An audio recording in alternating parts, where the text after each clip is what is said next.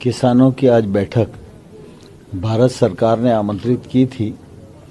उस बैठक में हमारे रेल मंत्री माननीय पीयूष गोयल जी थे, माननीय मंत्री सोम प्रकाश जी उपस्थित रहे और कृषि मंत्रालय के सचिव सहित प्रमुख अधिकारीगण, पंजाब सरकार के अधिकारीगण और यूनियन के लीडर्स उपस्थित थे और काफ़ी समय तक चर्चा हुई। चर्चा सार्थक ही हुई, अच्छे माहौल में हुई।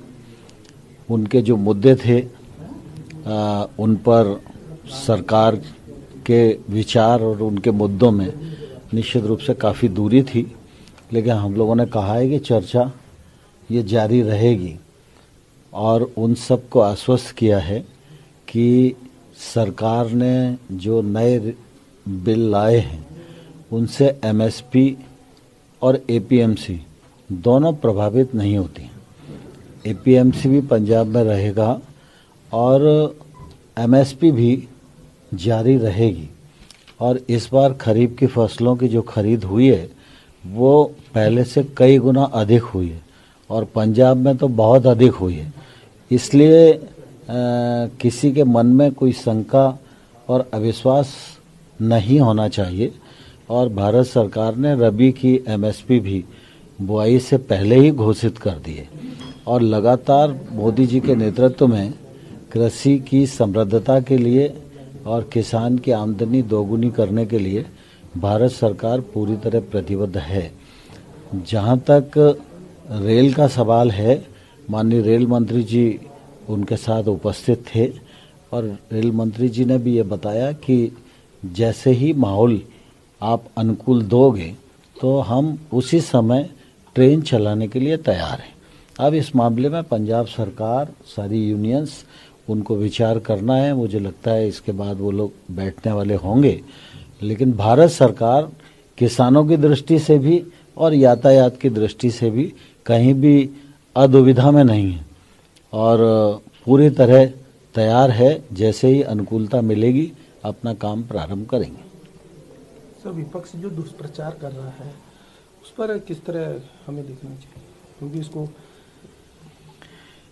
देखिए, प्रतिपक्ष में जो लोग हैं वो लंबे कालखंड तक इन रिफॉर्म की वकालत करते रहे और इस प्रकार के कानून आए, इस दृष्टि से देश के अनेक कृषि विद्वानों ने समय समय पर अपना विचार रखा है।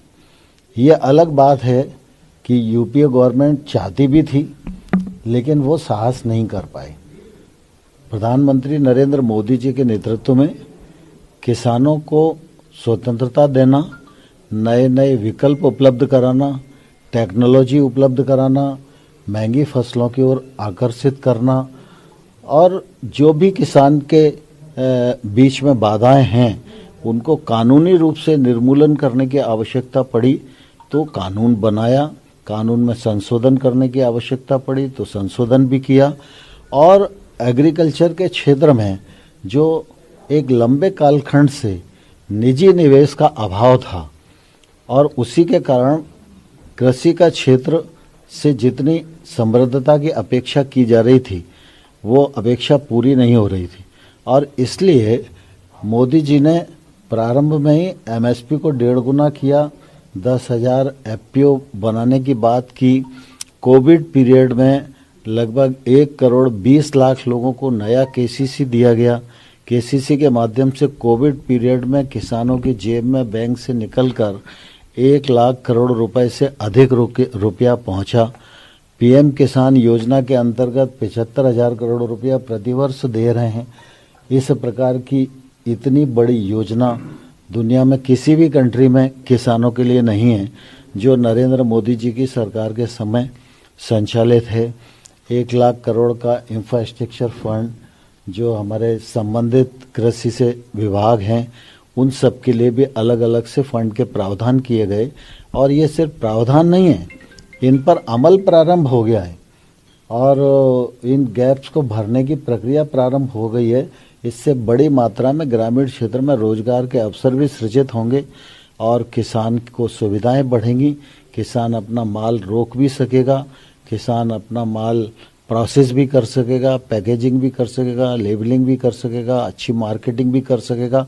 इसके एक ये कहना चाहिए कि मोदी जी ने कृषि के क्षेत्र को समृद्ध बनाने के लिए जितने भी द्वार खोले जा सकते थे, चाहे वो आर्थिक दृष्टि से खोलने की आवश्यकता हो और चाहे वो कानूनी दृष्टि से हो, सारे द्वार खोलें और उसका लाभ कृषि के क्षेत्र को मिलेगा और किसानों के जीवन में क्रांतिकारी परिवर्तन आएगा। दिवाली का संदेश भी सर दे दीजिए, किसान खुशी खुशी अपने घर लौट रहे हैं।